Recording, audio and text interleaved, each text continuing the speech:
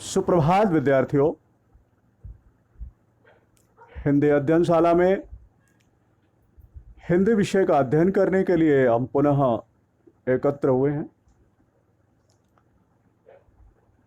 आप लोग भी हिंदी विषय का अध्ययन करने के लिए पठन सामग्री लेकर हिंदी की कक्षा में उपस्थित हुए होंगे। यदि पठन सामग्री आप लोग नहीं लाए हैं तो कृपया वीडियो को यहीं पर रोकें, पठन सामग्री लाएं और फिर अध्ययन में शामिल हों। आज हम पाठ 14 कबीर रहीम के दोहे, जिसके रचनाकार कबीरदास जी एवं रहीमदास जी हैं,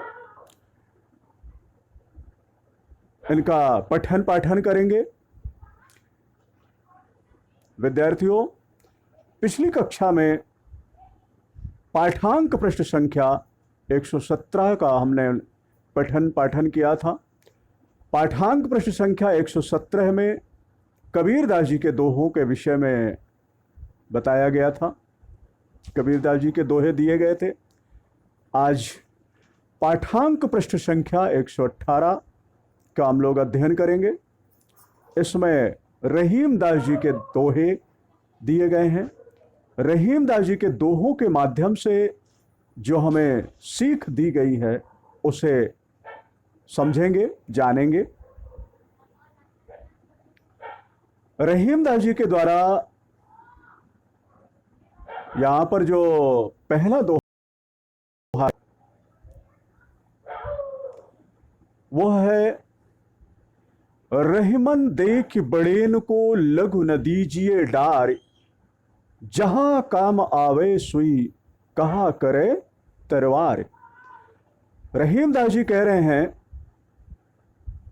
बड़ों का साथ मिल जाने पर छोटों को नहीं छोड़ देना चाहिए। प्रायः मनुष्य की मानसिकता यही होती है। उसे जब भी बड़े लोगों का साथ मिलता है तो वो छोटों को भूल जाता है, छोड़ देता है, जबकि वह यह नहीं समझता है कि बड़े व्यक्ति अपनी जगह महत्वपूर्ण हैं और छोटे अपनी जगह महत्वपूर्ण हैं। इस दुनिया में कोई भी वस्तु चाहे छोटी हो चाहे बड़ी हो, दोनों का महत्व है और दोनों के महत्व का अपना अलग अलग स्थान है। जैसे जहां काम आवे सुई कहा करे तरवार। रहीमदास जी कह रहे हैं कि जहां पर सुई का काम है वहां तलवार कुछ नहीं कर सकती, और जहां तलवार का काम है वहां सुई नहीं कर सकती। आप स्वयं सोचिए, क्या तलवार लेके युद्ध लड़ा जा सकता है? क्या तलवार लेके कपड़ा सिला जा सकता है? उसी प्रकार सुई लेके युद्ध नहीं लड़ा जा सकता। तो युद्ध क्षेत्र में तलवार का महत्व है और सिलाई में सुई का महत्व है।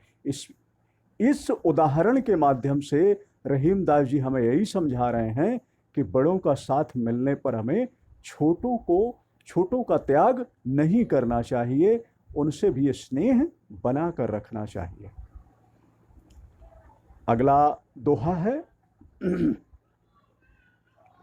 तरवर फल नहीं खात है, सरवर पिय ही न पानी, और कह रहीम पर काज हित, संपत्ति संचहि सुजान। तरवर फल नहीं खाते हैं, यानी पेड़ फल को नहीं खाता है। सरवर पिए ही न पान, और जो सरवर है, जलाशय है, तालाब है, वह अपने पानी को नहीं पीता है। कोई भी जलाशय है, जल का, जहां पर हमें जल मिलता है, तालाब, नदी इत्यादि, ये अपने पानी को स्वयं नहीं पीते। पेड़ अपने फलों को स्वयं नहीं खाता। और कह रहीम पर काज हित, संपत्ति संचहि सुजान। तो रहीमदास जी कहते हैं कि जो सज्जन व्यक्ति हैं वह दूसरों के हित के लिए, पर काज हित, पर मीन्स दूसरे, काज मीन्स काम, और हित मीन्स भलाई, जो दूसरे के हित के लिए अपनी संपत्ति का संग्रह करते हैं। तो प्रकृति के माध्यम से रहीमदास जी हमें ये सीख दे रहे हैं। ठीक है, अगला दोहा है, रहीमन निज मन की बिथा, मन ही राखो गोए। और सुनि अठिलय हैं लोग सब, बांट न लय हैं कोय। रहीमदास जी कहते हैं कि निज मन की बिथा, हमारे मन की जो पीड़ा है, हमारे मन का जो दुख है, हमारे मन का जो संताप है, मन ही राखो गोए, उसे हमें अपने ही मन में रखने से भलाई है। रहीमदास जी के अनुसार कहा जा रहा है कि मनुष्य के, उसके अपनी जो पीड़ा है, उसके अपनी जो व्यथा है, जो तकलीफ है, उसे अपने ही पास, अपने पास तक ही सीमित रखना चाहिए, क्योंकि सुनि अठिलई हैं लोग सब। अब यदि हम अपनी उस पीड़ा को, अपनी उस व्यथा को दूसरे लोगों को बताएंगे तो क्या होगा? लोग सुनेंगे और हंसेंगे, आनंद लेंगे। बांट ही न लय हैं कोई, कोई हमारी उस समस्या को बांट नहीं लेगा, उस परेशानी को बांट नहीं लेगा, उस पीड़ा को बांट नहीं लेगा। वो पीड़ा हमें ही बर्दाश्त करनी होगी। तो इसीलिए रहीमदास जी कहते हैं कि अपनी पीड़ा को किसी से मत कहिए, क्योंकि लोग सुनने के बाद मजाक उड़ाते हैं, कोई उसको बांट नहीं लेता है। ठीक है, अगला दोहा है, जैसी परे सो सही रहे, कही रहीम यह देह, और धरती पर ही परत है, शीत घाम अरु मेह। इस दोहे के माध्यम से रहीमदास जी हमें यह बता रहे हैं कि जैसी परे सो सही रहे, यानी जिस प्रकार का समय हमारा है, जैसे स्थिति में हम हैं, हमें उसका सामना करना चाहिए। धरती पर ही परत है, शीत घाम अरु मेह। और धरती का उदाहरण देते हुए कह रहे हैं कि जिस प्रकार इस धरती में शीत यानी ठंडी, घाम यानी धूप, और मेह यानी वर्षा, जिस प्रकार यह धरती सर्दी, गर्मी और बरसात को बर्दाश्त करती है, उसी प्रकार रहीमदास जी कहते हैं कि हमें भी अपने जीवन में आने वाली समस्याओं को बर्दाश्त करना चाहिए। ठीक है, अगला दोहा है, रहीमन यही संसार में सबसे मिलिए धाई, न जाने के ही रूप में नारायण मिल जाए। रहीमदास जी कह रहे हैं कि हमें संसार में प्रत्येक व्यक्ति से प्रेम से मिलना चाहिए, क्योंकि पता नहीं किस रूप में हमें ईश्वर के दर्शन हो जाए। इसलिए हमें प्रत्येक व्यक्ति का आदर सम्मान करना चाहिए, उससे प्रेम से संपर्क रखना चाहिए, प्रेम से मिलना चाहिए। ठीक है, इस प्रकार ये रहीमदास जी के दोहे थे, समाप्त हुए। कल हम लोगों ने कबीरदास जी के दोहे पढ़े थे, आज हमने रहीमदास जी के दोहे पढ़े हैं। कबीर और रहीम के दोहों से बड़ी अच्छी सीख मिलती है, और बहुत ही साधारण बातें हैं ये।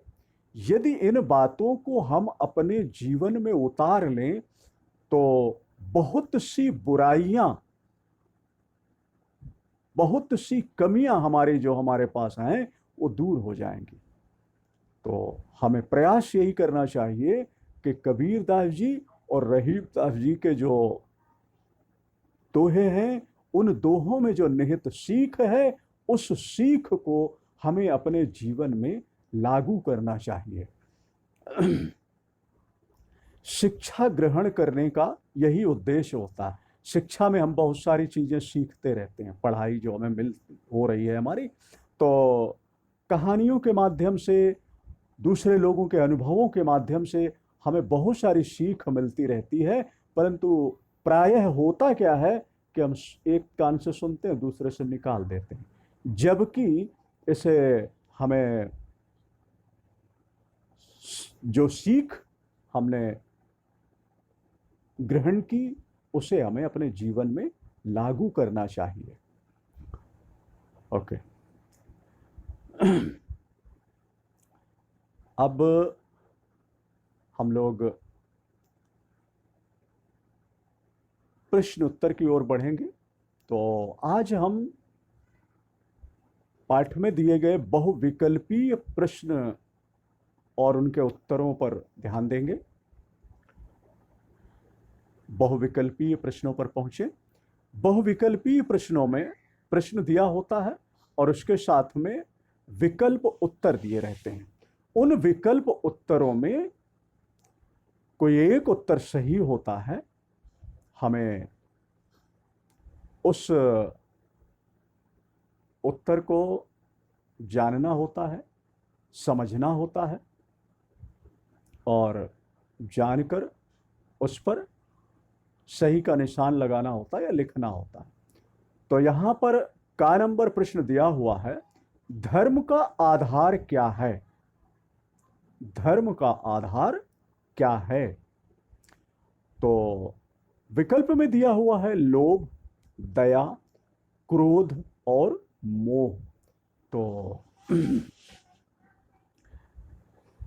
इस प्रश्न के उत्तर को, जो भी सही उत्तर है उस पर आप सही का निशान लगा लें। आगे बढ़ते हैं। दूसरा प्रश्न है, ईश्वर कहाँ रहता है? ईश्वर कहाँ रहता है? तो मंदिर में, तीर्थ स्थानों में, स्वर्ग में, सच्चे हृदय में। यहां पर इस प्रश्न के 4 विकल्प दिए गए हैं। उत्तर विकल्प, इन चारों उत्तर विकल्पों में से कोई एक उत्तर विकल्प सही है, उसे आपको पहचान करके उसमें सही का निशान लगाना। तो लगाएं। गा नंबर है, छोटी वस्तु का भी महत्व क्यों है?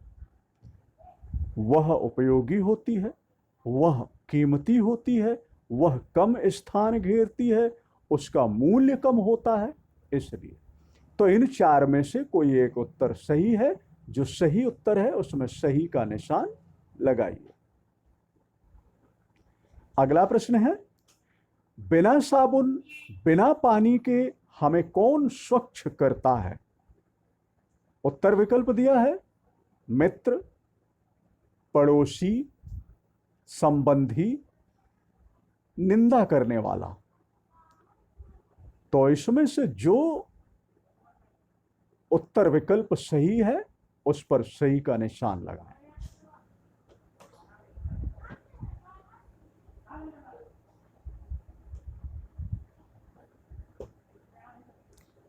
ठीक है, अब ये उत्तर का मिलान करें। धर्म का आधार क्या है? तो यहां दिया है लोभ, दया, क्रोध और मोह। तो इस प्रश्न का उत्तर है दया। जहां दया तहां धर्म है। कबीरदास जी के दोहों में आपने पढ़ा है। तो इस प्रश्न का उत्तर है दया। धर्म का आधार दया है। फिर है, ईश्वर कहाँ रहता है? मंदिर में, तीर्थ स्थानों में, स्वर्ग में या सच्चे हृदय में? तो इस प्रश्न का उत्तर है सच्चे हृदय में। ईश्वर सच्चे हृदय में निवास करता है। छोटी वस्तु का भी महत्व क्यों है? इस प्रश्न का उत्तर, वह उपयोगी होती है, वह कीमती होती है, वह कम स्थान घेरती है, उसका मूल्य कम होता है। तो यहां पर इस प्रश्न का उत्तर है वह उपयोगी होती है। अगला प्रश्न था, बिना साबुन, बिना पानी के हमें कौन स्वच्छ करता है? मित्र, पड़ोसी, संबंधी या निंदा करने वाला? तो निंदा करने वाला हमें बिना साबुन, बिना पानी के स्वच्छ कर देता है। ठीक है, तो इस प्रकार से इन प्रश्नों के उत्तर।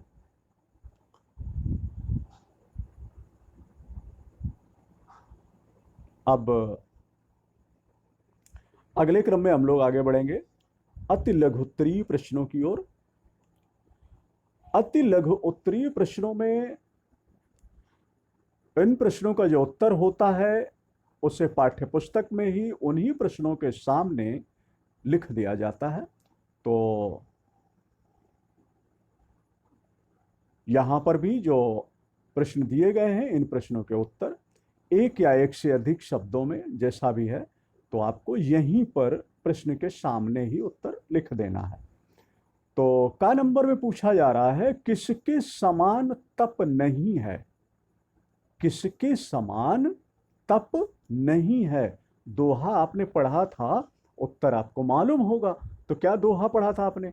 उत्तर समझ लीजिए, फिर मैं बताता हूं कौन सा दोहा हम लोगों ने पढ़े थे, हम लोग पढ़े थे।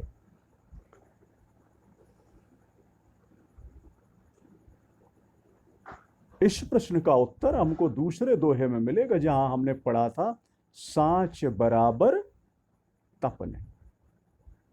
ठीक है, तो पूछा जा रहा है किसके समान तप नहीं है? तो सत्य के समान कोई तप नहीं है। तो यहां जो उत्तर लिखा जाएगा, सत्य के समान या सांच के समान, ऐसा भी लिख सकते हैं। ठीक, किसको अपने समीप रखना चाहिए?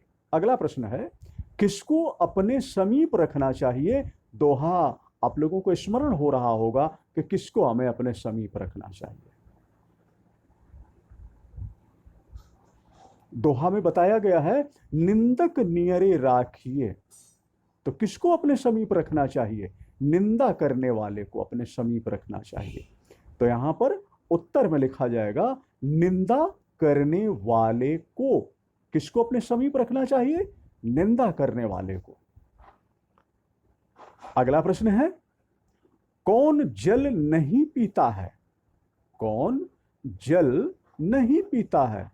स्मरण करें, किस दोहे में यह बताया गया था? यदि आपको दोहा स्मरण हो जाएगा, उत्तर अपने आप मिल जाएगा।